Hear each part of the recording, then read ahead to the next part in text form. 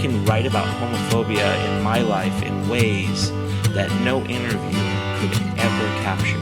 I don't care who you are, you have to live in the world and you have to figure out the world. That's what qualitative inquiry is about, isn't it? Well, it's enriched my life. Work. It's not about providing information, it's about understanding where you were at.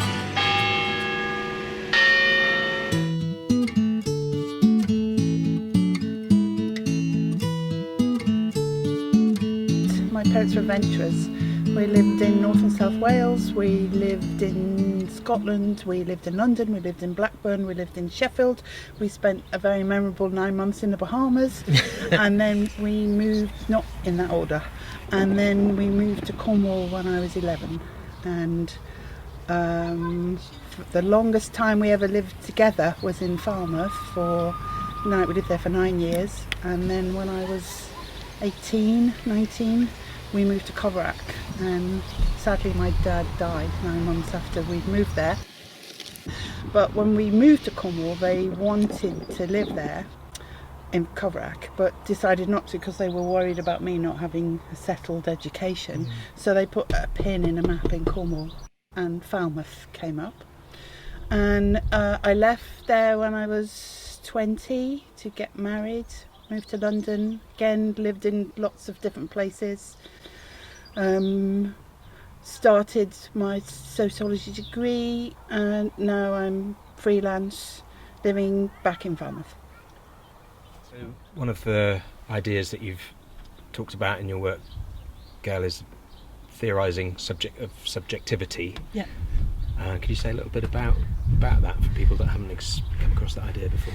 Yeah, well, again, it relates to my interest in autobiography and what I sometimes call a personhood of the researcher. That we bring something to our research from our backgrounds, from our values, from our interests, and that because we're researching people, the people who we research have a view of us that might or might not fit reality, but that affects the work that we do.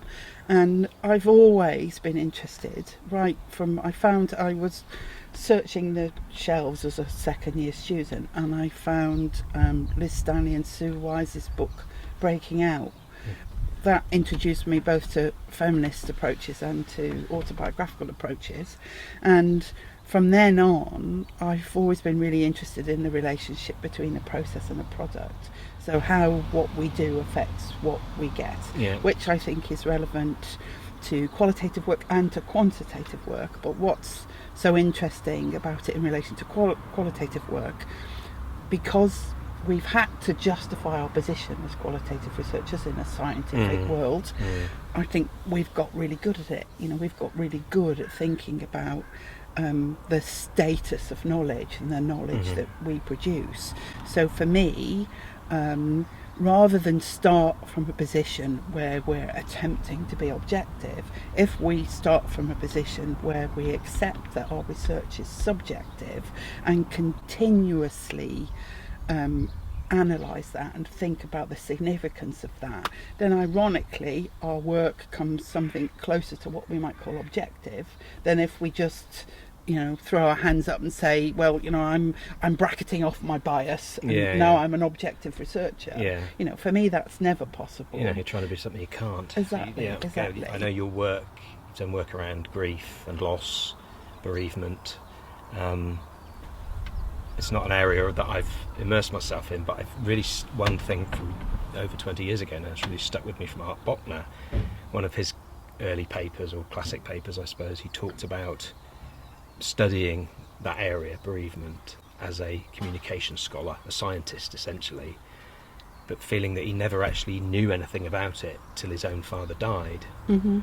So to me it seems it's so sad when which is I've experienced in research, mental health, around sexuality, reading things that don't connect with my life, that aren't meaningful, that don't help me deal with the struggles that I face, because they've removed that subjectivity. They've become falsely objective. The humanity of the person has gone, the humanity of the researcher, and it seems your work is really getting around that by bringing yourself in through an autobiographical perspective to the work, bringing that subjectivity, the humanity, the emotion back in. That I wrote with a friend soon after, around, which was much more autobiographical in terms of my own miscarriage in relation to the work that I'd done, was published in a special edition of Sociology and Autobiography, and the whole thing was reviewed in the Times Higher Educational Supplement by a guy who hated it, and in particular he hated our article, and in particular he hated my bit of our article, which he said was gross advertisement and sickly self-indulgent. Right. So these two experiences that happened to me very quickly together, I did go away. I got a bit of advice from colleagues. It wasn't only about wanting people to be able to, really understand an issue from the perspective of someone who's experienced it. It was about my position on theorized subjectivity, where I think, if we really analyse, critique, think about position of ourselves in the knowledge, then what we produce at the end of a piece of research is much fuller and bigger and richer than if we don't. That was it. I always get really... So how did you get from that, it's pretty powerful as a student to be slammed with that comment, just the 1-2 sentences. What's been your process to get from that to embracing autobiographical scholarship? Well, at the beginning I think I was just stubborn. I just thought, I'm not going to let this go. That's what we have as well. It's like I've had it all along, because there was that, and I decided I would, I'd carry on doing it.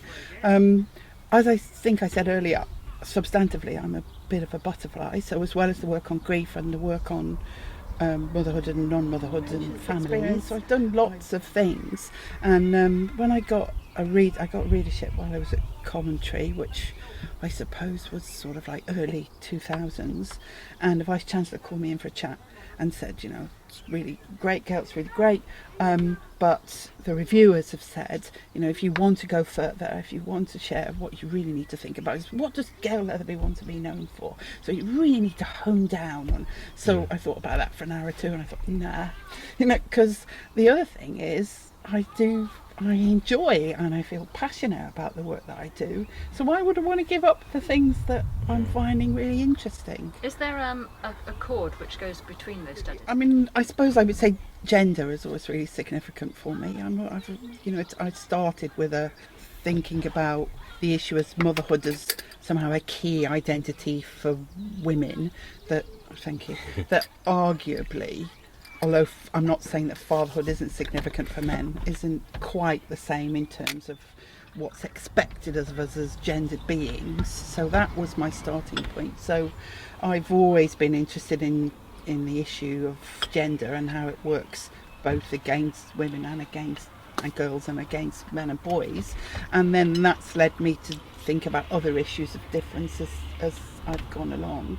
I suppose too, I suppose everybody says this really, or let's hope everybody says this, I've always been interested in populations that are somehow misrepresented and misunderstood. So I've wanted to think about, after I started my PhD in infertility and voluntary childlessness, then while I was in Coventry I did about 10 years of work looking at teenage pregnancy and young motherhood. So I always say I started work with a group of people who felt stigmatised because they didn't have children, and I went on to work with a group of people who felt stigmatised because they did. So gender and social justice, I guess, have been my main things. One of the things, Gayle, I wanted to have a conversation with you about, amongst other things, was you've said a couple of times, and you talked about it in some of your work, about the forward slash between auto and biography. A lot hinges on that. Yeah. The relationship between those two parts of that word. Can you tell us a little bit about that for people that may not be familiar with your work, where you're at with that? Yeah, the forward slash is important because it acknowledges the relationship between the self and the other. Yes. So as a writer, as a scholar, I might write a piece that is auto / biographical with a focus on the auto. So essentially it's about me and my Yeah. experience. But if I write about me and my experience, then other people are in my Yeah, story, of aren't course, they? yeah, You know, yeah. my parents, my friends, my colleagues. Yeah. Just saying we should always recognise the significance of Mm. ourself in the research that we do. And as I've thought about it more and more, it's not just about the relationship with the self and the other, it's about the relationship with the self and other others. So, you know, think about the work that you did here on older women and aging. So there was you, yourself, and you Yeah. were talking to another, but those others were talking about their others. Yeah, So the other circle gets bigger Yeah. and bigger. So it's self, other, and other others. And then there are other others who are the audiences who hear that work, who Yeah, read the work or hear the exactly, song or the exactly, story. Exactly. And when we've talked to Kitrina about, especially for me, it's songwriting, because that was the writing I did first from my teens, the creative storytelling writing anyway. And as I've looked back, I've not necessarily, I can't separate when the song is about me, and my biography, my history, my life, the auto bit, and when it's about another. Yeah. And if it is about another, which other, I maybe have this yeah, person yeah. in mind as I write, Yeah. but is actually touching that person. Yeah. And And that's about messiness. Yeah. And what's so exciting about methodology for me is the messiness of it all. It took me ages to realise how significant my background as a nursing nurse was to my work as a methodologist, as Yeah. a sociologist, because I just love the way in which we do work, kind of, as I say, influences what we get, but that sometimes we can't always know. Yeah. We say Yeah. as much as we can, but we can't always Totally, know. yeah. And what some of the traditional methodological texts do is just wipe all that Cut it out. And Yeah, why would totally. you want to? Totally. 'Cause for me, that it's like a piece of clay, isn't it? Yeah. And that, We had the lovely example of it. I had a fascial stretch massage a few years ago now. A Sounds particular lovely. type of massage. It was very gentle actually. It was okay. It was therapeutic, I think. But the person doing the masseur was telling me about how the early anatomy work, they cut the fascial tissue away and look at the muscle and bone function. So the conclusion was then that the muscles move the bone, and that's how we move. But actually now we understand that the fascia that surrounds the muscle and the bone and our bodies is really important to how we move. But they couldn't understand that because they cut all that away before, so it's exactly like a very physical representation of what's happening in this room. So we take away that stuff, and now we have a completely misleading understanding of what's really going on here for people. That's what we found stories allow us to do, stories as methodology. Because in writing a story, you write yourself on the page with your participants, so you bring the reader to see things differently. Whereas if you just write your methods as a series of steps that you do, all of that messiness that you're talking about is completely hidden. yeah. It's kind of like, in cleaning it up, you get the methodology out of the way, and then you say what really happened. Yes. Whereas really, your methodological experience is so bound up in the telling of your data that I don't know, I just think it's not very good, No, because but you're not getting the whole story. And there's a whole load of stuff that then is too tricky because we can't be clean, we can't be sure enough of it. Oh, that's too difficult, that's too ambiguous. So that gets shoved out, and we're then left with this sort of narrow conceptualisation of emotion, bereavement, or whatever. Exactly. All of it. Since I've become freelance, I have felt that I've kind of enjoyed a freedom that I didn't have before. So it's not that I didn't do these things before, because I did. Because as I said, I was committed to writing and researching and thinking autobiographically. I was committed to writing, thinking and researching with a feminist agenda. So I did that, and then as I began to get interested in creative approaches, I started to do that too. And part of it is it's about acknowledging privilege, because although I spent lots of years being criticised, people now ask me to go and talk about things that once I was criticised for, even though I'm still getting criticism from some quarters.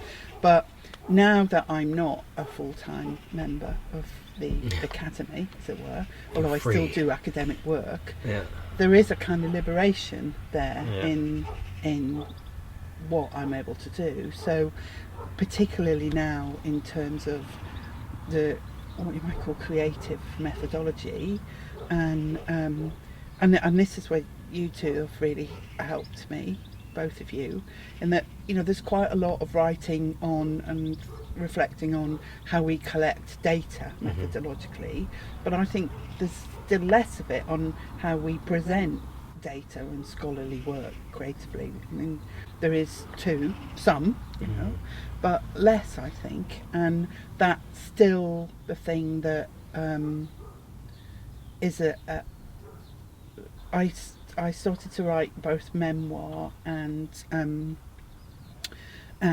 fiction, but I've always argued that even when I'm writing memoir and fiction, my sociological self is in there, because I'm a sociologist. You know, I know, like you two and other people that we know, we can play to some extent within the academy, but it's kind of frowned upon, isn't it?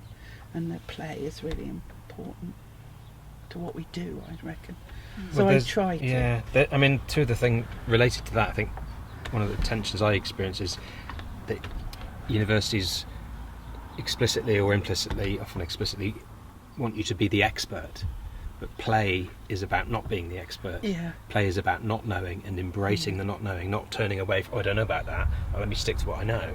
Well, that's not a playful, that's not a growing way of being. So you're saying you move from one area to the other of study. Well, yes, of course, I feel like that too. It's what we do, because I'm curious and because I want to be where I'm destabilised. Yeah, absolutely. Yeah. And I've read some really interesting stuff recently about the politics of creativity, how creativity is kind of beaten out of us at school. Totally. So, you know, we're told we can't do this or we can't do that, or there isn't any space in the curriculum for this or that. Or the way we learn through the play, through exploring, through having a go as well. Yeah, that's so important research. I'm at a point where Kitrina and I've been talking about, you know, you create your method for each study that you do, and then I think recently I'm thinking, actually, when you do qualitative, interpretive, narrative, participatory, collaborative work, you actually create a method with each person you work with.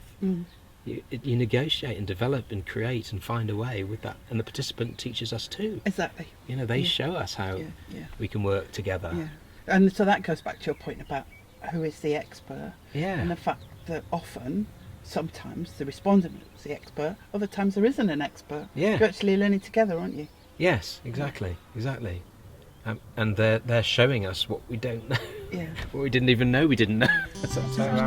Well, my cup's empty. I think it's time for refreshments. Fancy a walk, anybody?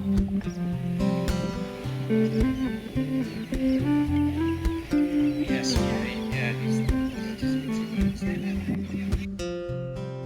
Rain, speak for me, wash away bad memories, clean everything. I don't want to live dirty.